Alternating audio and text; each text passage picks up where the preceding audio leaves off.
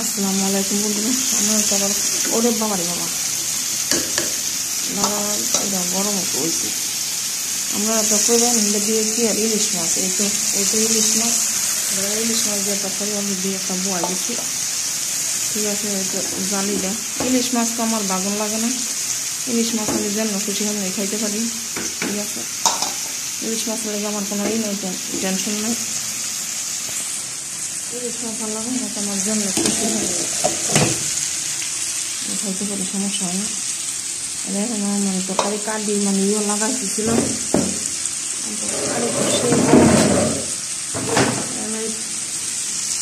চিনের লাগিয়ে নামা দিতে পারতেছি না।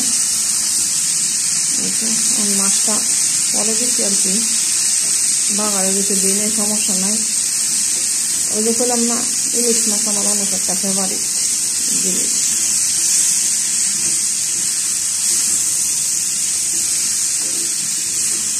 আমি সব কিছু দিয়ে দিচ্ছি, পানি হেড করতাম না এটার ভিতরে।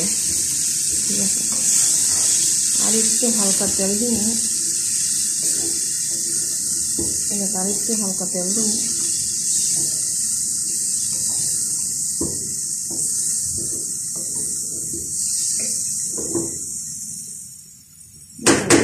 লাগাই থাকুন দিতে মতো, ওই তো সমস্যা।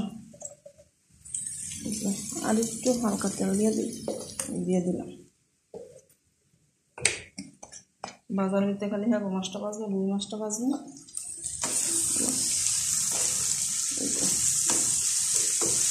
এখন ধরেন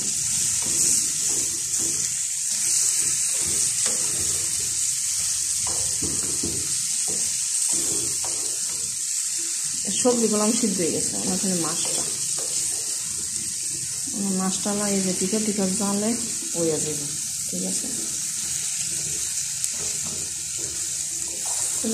ইলিশ মাছের মাথা কি দেখামো খালি টেনশন করছি যে আমার মালিকে করলা আনে নাকি